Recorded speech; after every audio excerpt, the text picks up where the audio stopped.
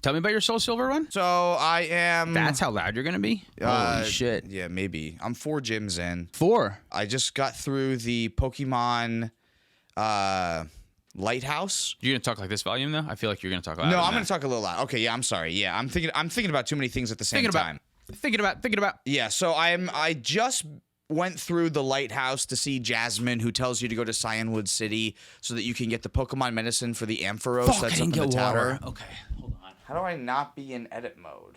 I just want to look at it. That was the worst. Here you are. Oh, thank you. Ready? Let's do this. Okay. This podcast is brought to you in part by Dragon Shield. Use code PLAYED5 at the affiliate link down below for 5% off to help support the show. Hey you! Welcome to the Play to Win podcast, where we talk about winning in cEDH. I'm Cam. And I'm Dylan. This week we have a little bit of a game, sort of. We're going to be talking about the 20 most commonly played cards in cEDH, except I don't know what they are, and Cam does, and I'm going to try to write them down, and we're going to see how close that I get. And we're also going to ask you, the listener or viewer, that if you're along with us, also write down a list of 20 cards and see how close you can get. If you're in an appropriate location to write them down. Some people are driving when they're listening to this. If you're driving, don't do that. Don't type the list on your phone. Maybe stop to go to the bathroom real quick, and then while you're parked, type it down real quick, and then come back. Don't do it while you're driving. Exactly, yeah. But if you are currently taking a shit, pull up the Notes app and then type in what you think the top 20 most played cards. So this includes lands that see play in cEDH. Now there is probably a good I should have done this beforehand, because now you're going to have to wait at least 40 seconds for me to write all of these down. So it's your job to fill in. If you can write down 2 cards... One card every 2 seconds, I'll be really impressed. You think it'll take me longer than that? Oh, yeah. Here, I'll do. Is there, am I doing order? Yeah, order matters. Oh, okay. It's the top 20. I'm going to go in order. I'm starting at number 1, though. Okay, yeah, that's fair. For my brain, sorry. For my brain, I'm starting, sorry. For my brain, I have to start at number 1. I'm writing my list. Okay, no, I think that makes sense, yeah. Because it's going to get harder as you go through 20 more cards trying to figure out, well, what's does better, like Mox Diamond or Chromox? What right does away, like I every think deck Mox play? Diamond's better, but yeah. Mana Crypt's gone now, so Command Tower. Well, we're counting lands. We're counting lands, and Command Tower is probably I say probably more popular than fetches, but monocolor decks don't play Command Tower, but there are less of those than the others. Okay. I'm really gonna have to cut this part up and speed through a lot of this. You're gonna have to speed through this, because this is gonna take me way more than 40 seconds, because I have to also think. I'm not just writing them down. I didn't take into account thinking. Dude, I really should take into account thinking a lot more in my life. Remembering all the names of all the fetch lands in the right order. That's also really hard, yeah. You're allowed to write down nicknames for them, though. I wonder how many actual spells are on there. I'll give you a hint. There's 10 lands and there's 10 spells. 10 lands and 10 spells. Okay, that's a helpful hint. There's 10 lands and 10 spells. And I think it's fair to say this because the other idea that I had, I'm talking to the viewer and not you. So you got to fill up the dead air here. Yeah, I mean, I'm just doing a lot of otherwise we're cutting. leaving. No, we're leaving it all in. We're staying in, yeah. Cut. Yeah, so like the other idea that I had for this episode was that we were just going to talk about the top 10 non-lands. And I was like, oh man, thankfully, this list from MTG Top 8, which is where I'm getting this information from, this list had 10 lands and 10 non-lands. And it's not like they did that on purpose. I think it was just coincidentally there were 10 lands and 10 non-lands in the top 20 cards most played in cEDH. And what I'm also really excited for, now you at home and you, Dylan, don't have to guess this, but this list that I have also has the percentage of decks that are playing these cards as well. And a lot of these numbers I was a little bit surprised by. And today is June 12th, which is a Thursday, and I pulled this screenshot into the Play to Win podcast Google document on June 11th at like 6 p.m. Eastern Standard Time. So that means that this is pretty new, but I also know that we are recording this episode before MagicCon Vegas, which means that there's like 2 weeks before this episode comes out. However, this list is filled with ubiquitous cards. We're not going to find like weird Sisei cards that we get the chance to talk about today, unfortunately. This is like all cards that like every single deck that can play them are going to play for the most part. So I really don't think that this list changes all that frequently. Like, I think it stays the same, especially when we start to look at the percentages from like the number 1 to the number 2 spot, although some of them are actually really close. Some of them are really close. Okay, yeah, maybe some of them I could see getting swapped out, but I think generally it's these 20 cards. How are you doing over there? 2 more, I think. Did you write Tarmogoyf? Did I see Tarmogoyf? No. Oh, I thought that said Tarmogoyf. Let me count again. 1, 2, 3, 4, 5, 6, 7, 8, 9, 10, 11, 12, 13, 14, 15, 16, 17. 17 on one page and then 3 on another. I almost got it. Oh, wow. Okay, so do you want to go through the entirety of your list now, or should we go your number 20 and then I'll tell you what the real number 20 is? Oh, I was thinking that you'll tell us what the actual answer is, and then I will tell you where mine was on the list if I got it at all. Oh, awesome. Like okay. That's a great idea. So let's start out with the list. Now that they've waited 10 whole minutes because you kept that whole thing in. Thank you. Of course, yeah. Does that include the time that we took for you to get water before we started too? Yep. Okay, great. So I have my list written down. You're going to tell us what the actual top 20 list of the most commonly played cards are in cEDH. I'm going to see how close my list got. And viewer at home, you can unpause now. Oh, shit. How are they going to hear that? How are we going to tell them to unpause? Guys, you got to unpause. You got to unpause. Somebody go through the internet and tell them. Like trapped in the computer. That's so funny. Let us free. Unpause us. We're in cyberspace. All right, so the 20th most played card in cEDH is Force of Will. Nope, didn't even get that on my list. You didn't even get that on your list, really? Yeah. Yeah, okay, Force of Will, that makes sense. I think that's something to keep in mind is that blue is probably the most played color in cEDH. Yeah, definitely. And these are some of the strongest, most impactful effects that are going to come up on here, too. I have 3 blue cards on my list, and as I'm thinking right now, I think that Force of Will is going to see more play than one of mine that I put on the list, because I think Force of Will goes about in just about every blue deck. There's reasons why some blue decks wouldn't play Force of Will, because it's in 68.4% of decks. But that means decks that like, can play it, or just decks, period? Of decks. Of decks, period, okay. It just says decks. Okay. So I have to assume it's just total decks, of all decks. Yeah, which means that there's probably 70% of the format plays blue. Yeah, honestly. Yeah, and then like 1.6% of the format is like sticking to the old, I don't want to flip it off of ad nauseum. Right. Oh, I know there are some ROG style players that don't play it because one, there's just like not as many blue cards in some of the really turbo ROG side lists that are just like as fast as possible. They don't want their Bolus of Citadel to hit anything off the top to get stopped by a counterspell. I want to try to win over and over and over again as quickly as possible. I think the strength of ROG side is that you get to go fast and still maintain some counterspells, but there are certain players that don't play it. But yeah, I guess this makes sense that Force of Will is this high up on the list. I would have put this lower for some reason, but yeah, now that I'm thinking about it, it makes sense. I think blue just makes that much up of the pie of cEDH and like what people are actually playing. Force of Will has everything when it comes to counterspells. It's not only free, but it also can hit anything. It's not restricted. It's not a Force of Negation where it's only non-creatures. It's not a Fluster Storm where it's only instants and sorceries. A lot of other counterspells have a restriction on what they can hit or are way too much mana to be played. Even like Mana Drain doesn't have a restriction, but like I haven't seen it in the past year. Right? How are you going to get blue, right? Like I need that for Thassa's Oracle. Yeah, you're going to hold that mana up, and then what if they don't cast something that you want to counter? Now you wasted your mana by not doing anything, holding up to your blue, which is kind of silly, but we haven't seen it in like over a year, I feel like. So yeah, Force of Will, most powerful counterspell. There aren't any other counterspells above this on the list, are there? Can you reveal that? Oh, you sweet summer child. Oh no, my list is so wrong, I think. Oh brother. No. There are more played counterspells than Force of Will. Okay, that are in this list. All right. There's a more played counterspell than Force of Will. So far, I'm at 1 loss. 1 loss. All right. Keep that in mind. So you're down to Force of Will.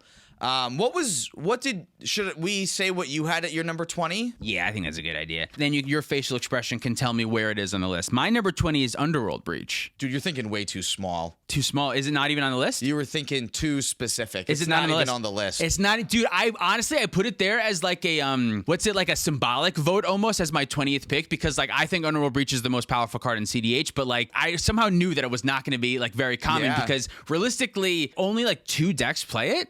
right? Timnicrum and Roxai, pretty much, yeah. I mean, my Atali plays it, but not every Atali plays it. Maybe some. I bet a lot of Rogthras decks don't play it. Yeah, I think a lot of Rogthras decks play no red cards. Besides Song of Totentas, yeah, and that's it. Not even that one. Like some of them like are on straight up no castable red spells. That's where they've gotten. It's Deflecting Swat and the copy, Flare of Duplication. Probably Simian Spirits Guide. I'm not even sure about Simian Spirit Guide. Like it's literally, what do you need the red There's mana no red. for? You don't need the red at all. The ones that are playing red do get to play Underworld Breach and Song of Creation, not even Totentas necessarily, but Song of Creation. Oh, right, yeah. You get to like more comfortably play the extra colorless lands that untap Gaia's Cradle because you're only in 2 colors. Yeah. So you get to play a little bit more utility lands in like the Simic version of Rogthras. I'm getting off topic here, but I think that way is the way to go, honestly. All right. 2 losses for me. 2 losses so far. Oh, yes, they're both losses. Yeah. Yep. I can get up to 40 losses here. Oh, yeah. I'm looking forward to this. All right, so the number 19 then is Mana Confluence. Oh, I have that on my list, but I have it higher up. Okay.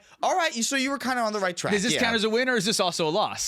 It's a half of a win. A half a win. Put 0.5 over on the win. Put a 0.5 over on the win side. Yeah, so Mana Confluence comes in at literally a 1/10 of a percentage point higher than Force of Will, 68.5% of decks, which surprises me because why aren't more 2-color decks playing this card? I agree. I have Mana Confluence at 14. Can we, real quick, without looking, do you know the difference between Mana Confluence and City of Brass? Does City of Brass deal you with damage that One Ring can prevent, or is it the other way around? That's correct. So City of Brass has a separate triggered ability that says when it becomes tapped, you get dealt a damage. So if someone Rashad imports your City of Brass, it deals you a damage. But Mana Confluence only deals you a damage if you pay life to make mana of any color. So if you have Urborg in play and you tap your City of Brass for black with Urborg, you are pinged for a damage. You can tap Mana Confluence for a black with Urborg without paying life. Okay, so and then things like Yasharn that say you can't pay life. Mana Confluence can't be activated with Yasharn up, but City of Brass could be. Exactly, and like you said already with the One Ring and damage, because you would get protection and then tap City of Brass. So City of Brass is better. City of Brass, like, in theory, right now, because of the One Ring, Yasharn isn't as relevant, and because there's not things happening that like people are tapping your other lands.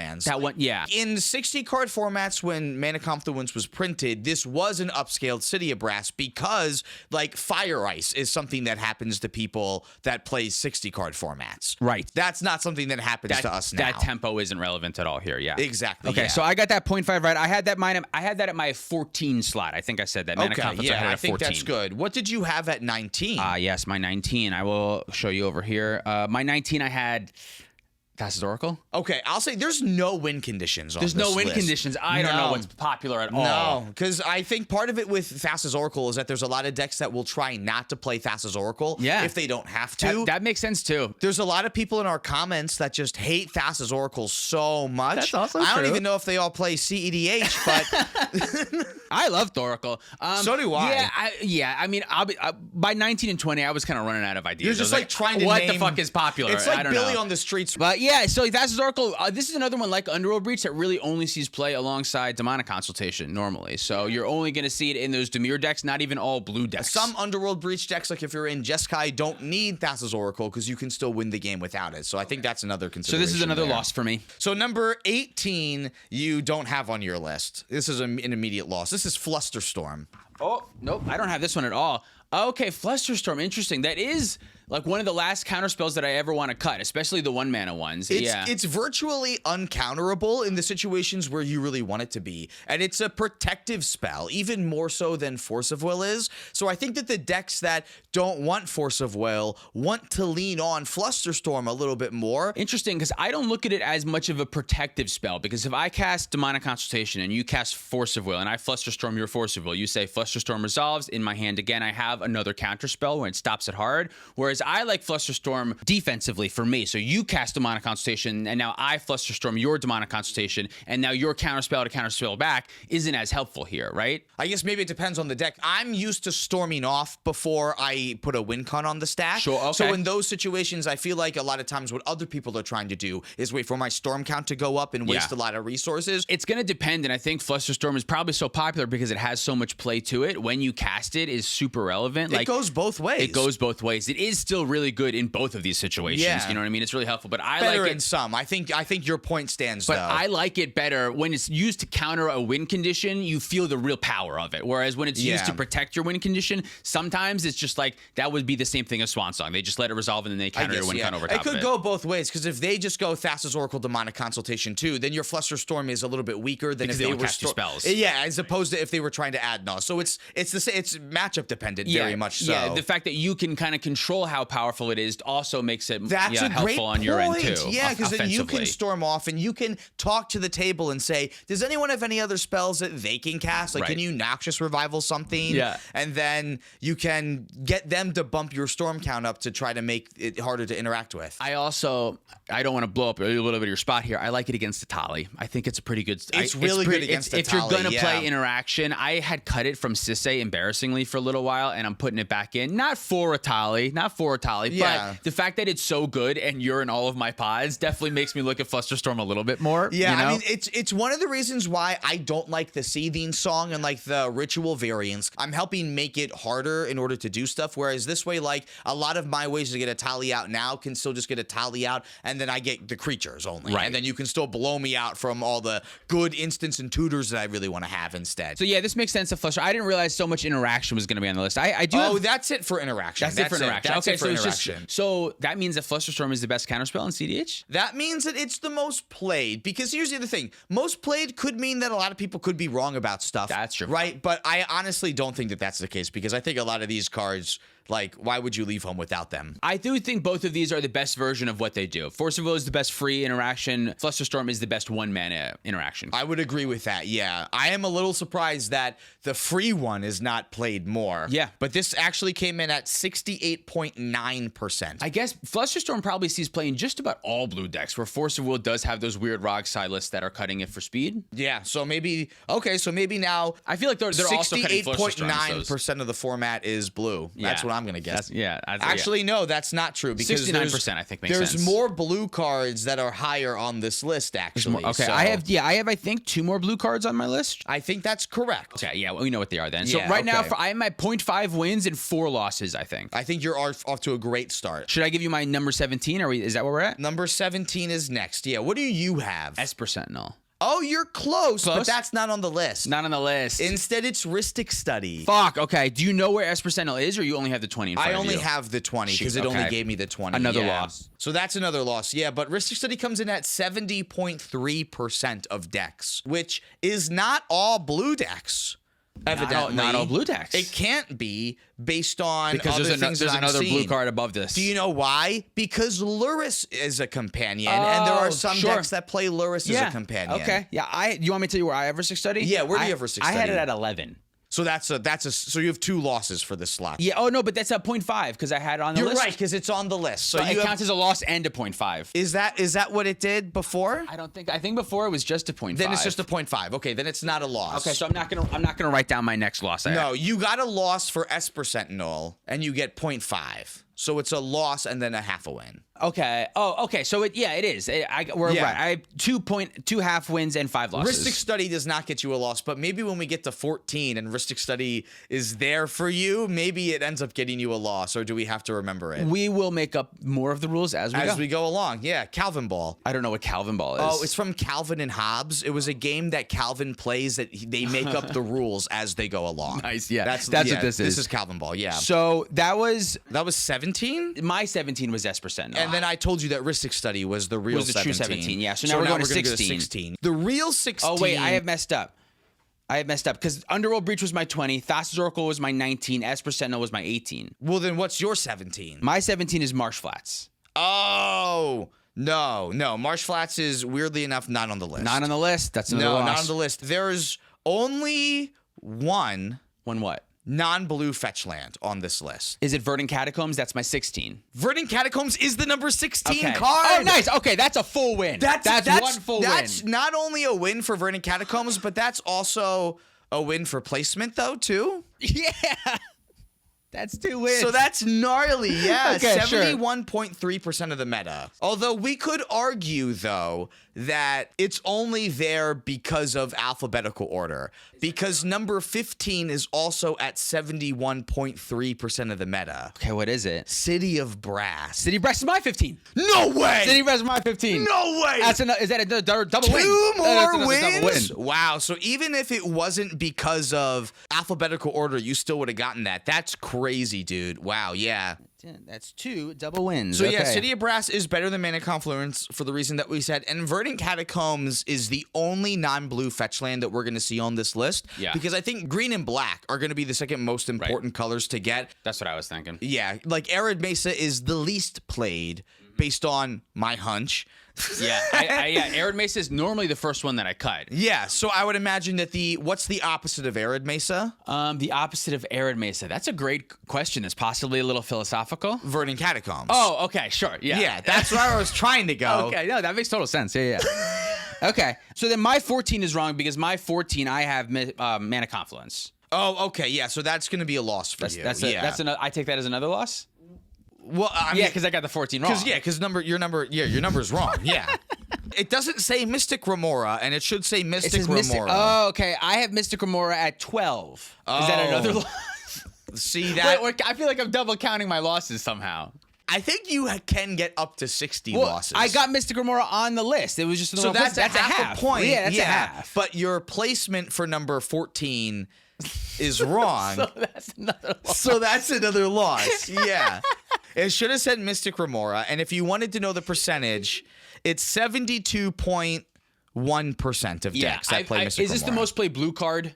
Yes. Yeah, okay. I figured that it would be Mystic Remora and then Rhystic Study as most played blue cards. And in my mind, realistically, besides, I'm giving away my list, besides Mana Rocks, these are the last spells on my list. Honestly, these are the last spells that aren't Mana Rocks. You know what? That's not exactly right because my 13, we can say. My 13, I have one spell. It's Demonic Tutor. Oh, no. Demonic Tutor is not on this list. That's another loss. That's another loss, yeah. Your 13 should have said Scalding Tarn. So I have Scalding Tarn at 7. So is that a loss and a half? You have loss and a half for this because Scalding Tarn is on the list. Yeah, Scalding Tarn is 73.8% of the meta. That's at 13? The least played blue fetch land probably because of its price. Interesting. Even though we're a proxy-friendly format, that's what I would wager. The decks that want to only run a certain number of fetches either don't care about red or are like, I don't want to spend so-and-so amount of dollars on this fetch because it's the most expensive. I put it as my second most popular fetch land because I thought the best colors are blue-black. I have my Polluted Delta as the highest one. But then the next would be the other portion of Grixis that also includes blue, which is Scalding Tarn. See, I think you have a biased way of thinking what the best colors are because I think that there is... Is it not Grixis Core anymore? Grixis Core is not going to be the most popular fetch colors. Interesting. Right now. Okay. So we were on 13, I'm pretty sure. Now we go to 12? 20, 19, 18, 17, 16, 15. Oh, you're counting 14, it out? 13 was Scalding Tarn, right? So my 12 was Mystic Remora. But I got that right, so we already did that. You got the half point for getting Mystic Remora. Half point, yeah. But your number 12 does not say Flooded Strand. So that's a loss. So that's a loss, yeah. I have Flooded Strand at 8. So that's a half of a victory. That's a half point. But when we get there, it'll be another loss because it's wrong. Yeah, exactly, yeah. What a shame, man. What a shame. So what number was Flooded Strand really? 12? Flooded Strand's at 12, and it's coming in at 74.6%. Of decks here, yeah. Okay. And then that means that number 11. Yeah, where was Mystic Remora again? Oh, you can't ask me. Oh, shit. It was Flooded Strand, then Scalding Tarn, then Mystic Remora. So 14 it was. 14, yeah. Because City of Brass is 15. We'll evaluate these fetch lands a little bit more once we get to the end of them. Good call, yeah. What's number, I guess, 11, the next one? So then the next one after Flooded Strand at the 74.6% play is Polluted Delta at 75.1% play. Okay, so I feel like we've got my points wrong here, but I have Rhystic Study at 11. I feel like I already counted this as a loss, but maybe I didn't. So I think since my 11th slot is wrong, that's a loss for Rhystic Study. And I have Polluted Delta at my number 6, which will be a half point. That would be a half a point, yeah. For now. See, I feel like that we're still on track. For the number 11 spot, you're still getting a half a point and a point. Okay, I'm realizing now that I put Ancient Tomb as my number 10 way too low, and maybe Ancient Tomb is much higher. Ancient Tomb is way higher than 10. I've put Ancient Tomb below the blue fetch lands. Oh, no. See, there's more decks that are interested in I guess just every single deck plays Ancient Tomb, right? Magda is a great example of that. Yeah, because that makes more sense. They don't play the fetches. Yep. Really. All the monocolor decks all play Ancient Tomb. Exactly, yeah. I'm going to have trouble naming a deck that doesn't play Ancient Tomb, but when we get there, we'll notice that there are decks that don't. Okay, that's interesting. Okay, so if my number 10 is wrong, do I ask where Ancient Tomb was now, or we get to there when we get to there? I don't want to spoil where Ancient Tomb is. That's another loss for me. Yeah. Okay. But Misty Rainforest should have been the number 10. Oh, I thought it was why do I have it written down 14? Because I saw Misty Rainforest and wrote the 14 next to it thinking it was Mystic Remora. No, okay, yeah. Misty Rainforest is what? 14. Misty Rainforest is number 10. Fuck, I have Misty Rainforest at my number 9. Oh, that's so close. So I got that wrong, but also 0.5. This is actually the most played fetch land in the format. Misty Rainforest at is 75.9%. Oh, because of Kinnan? Because of Kinnan. Because of Rogthras? And I would say because of any Thrasios thing, too. Yeah. But again, like most of these decks are going to want to play all of them. Okay. But I think there's more decks that like want to make sure that they are including these. I'll note that Lannis deck that I just played on the channel only runs Misty Rainforest. Only Misty Rainforest. Only no Misty other fetches. Rainforest, no other fetches, yeah. Yeah, I have Misty as my 4th most popular, and I think because of my Grixis skewing that I'm now fully realizing that I think in the last 6 months, green has like fully taken like the 3rd best color. Maybe because Dockside's not here anymore. Yeah, maybe even the 2nd best color then, because if blue-black was the best color combo, Blue to Delta would be the best. This would line, start right? to insinuate that because of all of the Ouroboros breezers stuffs that people can do, like this, the blue-green stuff, like we were just talking about how rug decks in the format don't need to play red. And blue-green has been the best thing to do in Commander for a long time, but in cEDH, that had been pretty starkly different. Because green was just so much worse. Green had been kind of not ass, but just like the mana advantage that red for Dockside gave you was so much greater that it felt like red was much more important. But here's something else to think about. Atali can't play Polluted Delta.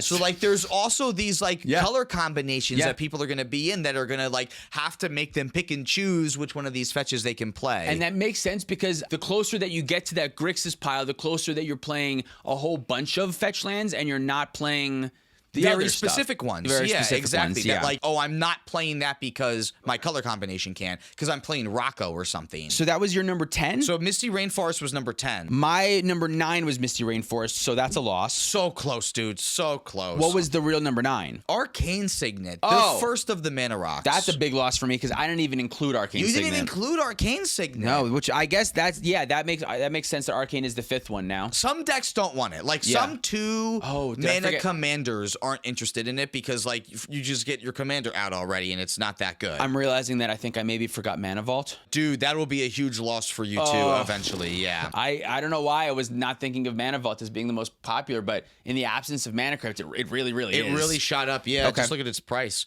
Arcane Signant comes in at 77.4% of decks. Okay. I thought that it was going to at least hit like 80 or something like that. Yeah, this makes sense. I had not...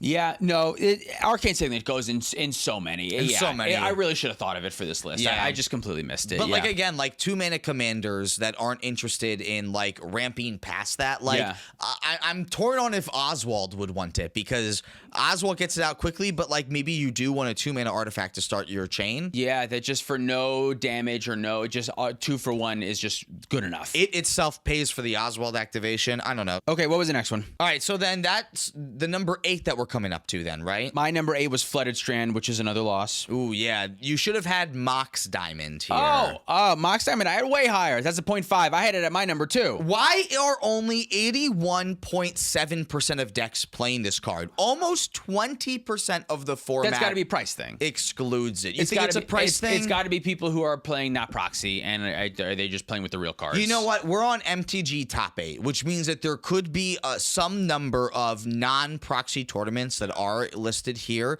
which might end up meaning that that's why. Yeah, that makes sense. I have actually heard a decent amount of people telling me how they don't love Mox Diamond recently because drawing when you don't have a land sucks so much. But I feel like the boost it gives to your opening hands is so powerful that it overcomes any of that. Oh, yeah. Let's start cutting Gemstone Caverns and Chrome Mox because it's so bad to draw later. I forgot Gemstone Caverns. Oh, dude, you're going to get fucked up by that, too. Yeah. Writing the list on the spot was so hard. Gemstone. Yeah, of That's course, what made it Gemstone fun, Caverns. yeah. Of course, Gemstone Caverns is good. Of course, Gemstone Caverns. Yeah, that makes total sense. Okay. So that was number 8, I think? That was number 8, I think. What was number 7? My number 7 was Scalding Tarn, so that was another loss. That's another loss. Yeah, you should have had Manavolt instead. Yeah, I didn't even have Manavolt on my list. That's another loss. I just put Manavolt back into Sisay, and if Sisay can play Manavolt, a deck that is notoriously pip intensive, I think that's got to be worth considering. I'll put it this way. There's only 15% of decks that don't. That's like Yuriko and no one else, right? Basically, yeah. Yuriko and maybe still some Sisay pilots. Yeah, because I think there's a line with Emil and Kinnan and Manavolt. Oh, of course. You can make infinite colorless mana that way. Yeah, and then do something else if you have Orcish Bowmaster that wins. Yeah, so exactly. Yeah, anything that you can repeat in and out, or you can flicker out like an Arcane Signant then with your infinite colorless and then activate Sisay a bunch. And is that going to happen often? No, probably not. But it Manavolt gives you the option, though. Manavolt can also cast Smothering Tithe and can also cast Sisay, and is also just an Emil activation on kind of suspend over there when you're ready to go for it. And it allows you to cast your commander on turn 2. Which is great. Most 4 to 5 mana commander decks are going to want this because it allows you to do that. It has always been for me, Manavolt was if I'm playing a commander with 3 generic pips in the command zone as well as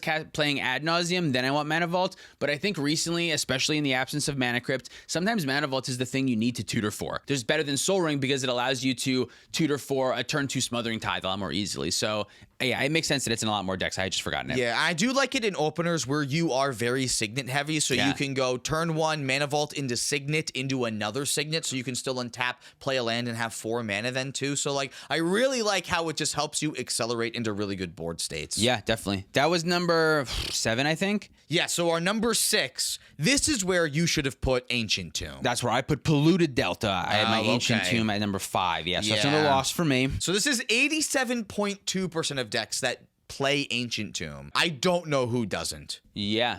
Who doesn't? Who doesn't play Ancient Tomb? Who doesn't play Ancient Tomb? Let me think about this for a moment. Is this a price thing too? This might be a price thing. All versions of Ancient Tomb, whether they are different arts or they are list reprints, roughly go for about $100 usually. It could be that. I wonder if something like a Yuriko doesn't play Ancient Tomb. Yeah, they probably don't want it. Yeah, good point. I agree. I think Ancient Tomb should just about go in every deck. In every deck. If even you play 5-color decks, it's like the first colorless land that I go to in every one of my decks. And I'll always make sure that there's room for at least that as far as colorless lands go. I'm kind of surprised that it's so low. Very surprised. Me too. I'm also very surprised, yeah. I'm going to write down real quick my true losses off to the side, which are the cards that I completely forgot to include. Okay. Manavolt, and then what was the other one so far that we've hit? Oh, Force. Force of Will. Did you have Fluster Storm on yours? I'll revisit later. You had Arcane Signant and Mox Diamond on there? I missed Arcane. Okay. What was our number? Where are we at? 5? We're in the top 5 now. Top five most played cards. I have the opportunity still to get 4 out of these top 5 right. Correct. You do.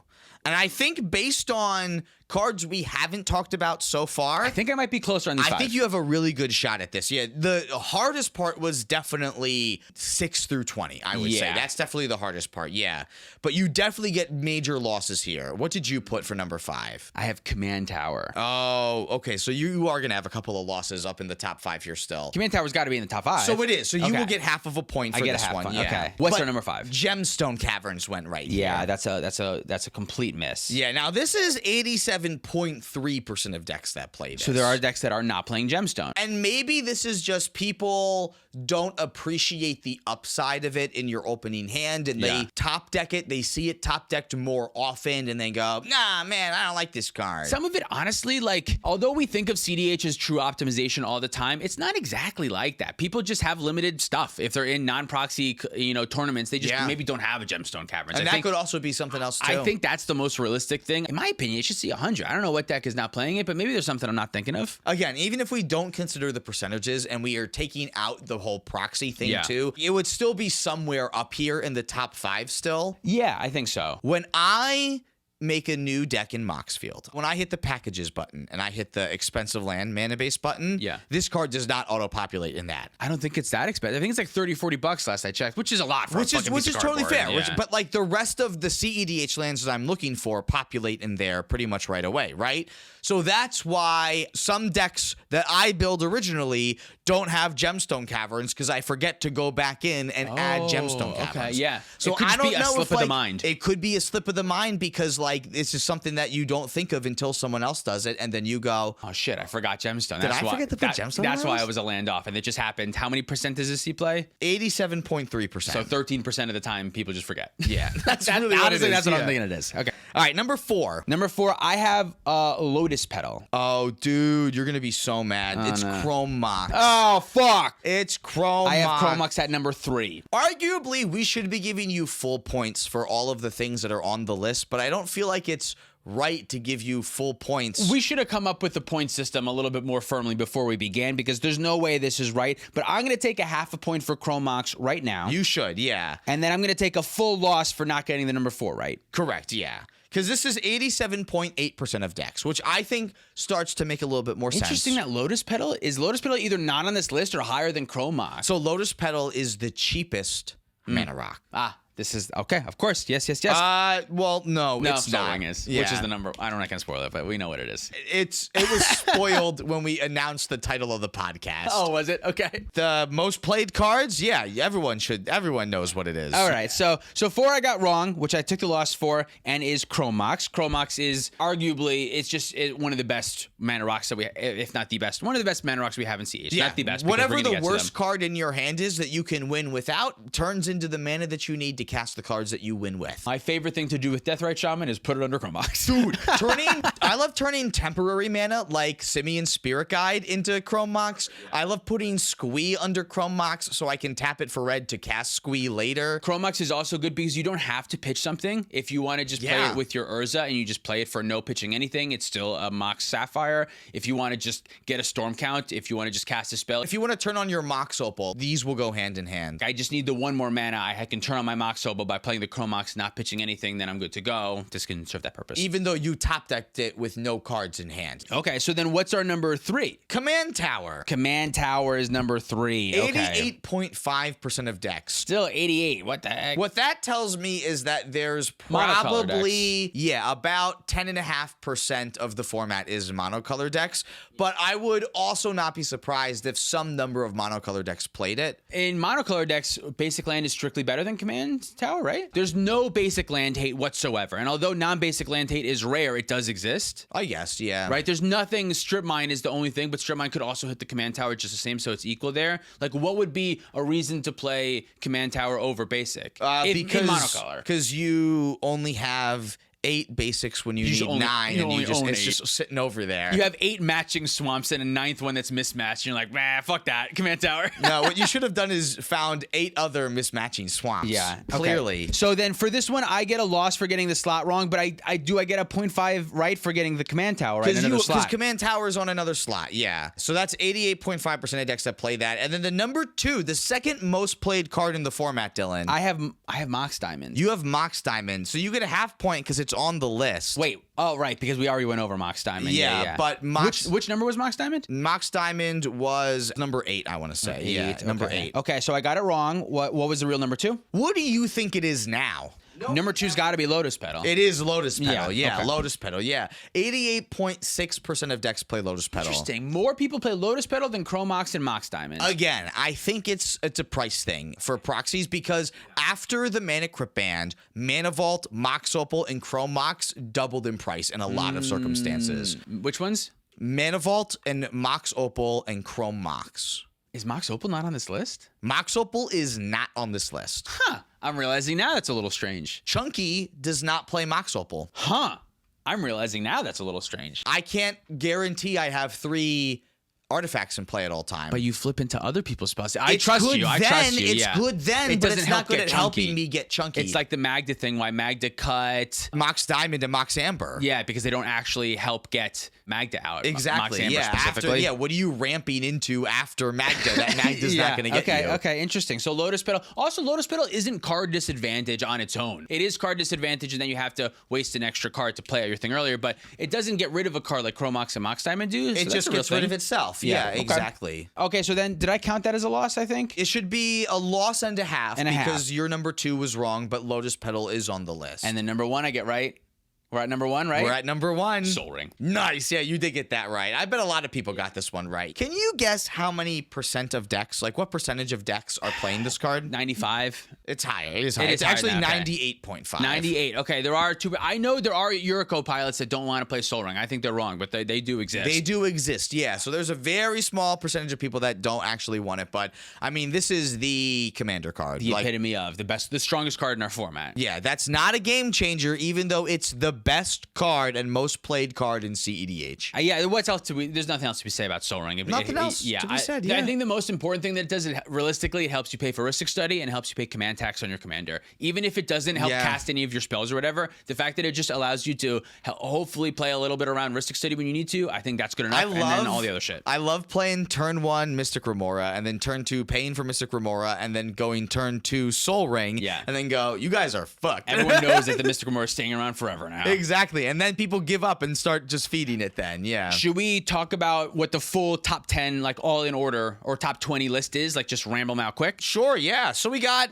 the top 20 are Force of Will, Manic Confluence, Fluster Storm, Rhystic Study, Verdant Catacombs, City of Brass, Mystic Remora, Scalding Tarn, Flooded Strand, Polluted Delta, Misty Rainforest, Arcane Signant, Mox Diamond, Manavolt, Ancient Tomb, Gemstone Caverns, Chrome Mox, Command Tower, Lotus Pedal, and Soul Ring. This makes a lot of sense. It's kind of funny that there are no win conditions on this list, right? It kind of is, yeah. But I think it's it does basically make all mana. I think it does make sense because this looks at the entirety of the format and keeps in mind that many decks win with their commanders and are agnostic to a lot of just like game-winning cards in particular. Yes. So I think that all encompassing, I think this list makes a lot of sense. I want to know what your final score was, Dylan. My final score was 5 wins, 12 half wins, and 24 losses.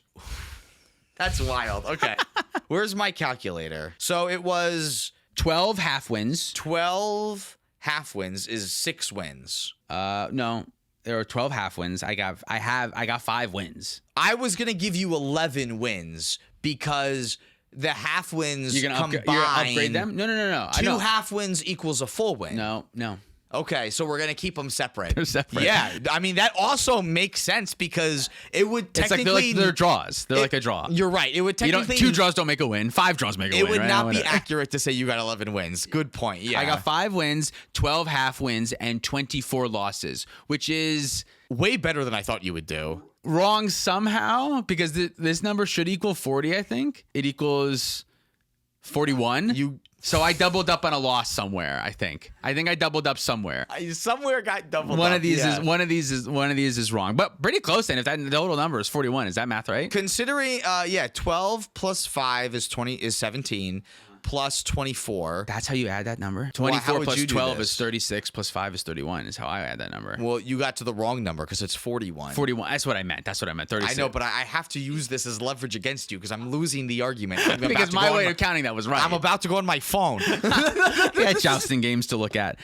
Cool. That was a good list. How many did you get right below? If you were watching, let us know in the comments. Yeah, and put I should have said put your list in the comments, not a note in your phone. Yeah. Put your list in the comments before the episode starts. Yeah. All right, now we have to start Do the whole episode thing over again. God damn it. Thanks so much for watching. If you'd like to support us directly, you can do so on Patreon, like our $100 patrons. Mr. Jerby, the Cardboard Cookbook, Penguin Man 0089, Eli the Magic Guy, David Newman, Pat Fire, Spangler, Demetrius Clark, Larceny Roars, Your Boy Blue, Sparky B, Insomnia, SC Phillip, Olden Group B, Gecko 21, Zach Hartley, Reactive, Sean in the Ice, Gare Bear Garrett, Luke Cook, Connor Sipon, Joshua Day, Peter Stewart, Cornell Wild, Uncle Buds, Kawaja, A. Hamid, Scott Hawk, Baby, G-Bus. Thanks, Cam. If you'd like to support us directly, you can do so on our Patreon. No. If you like, what is the next one?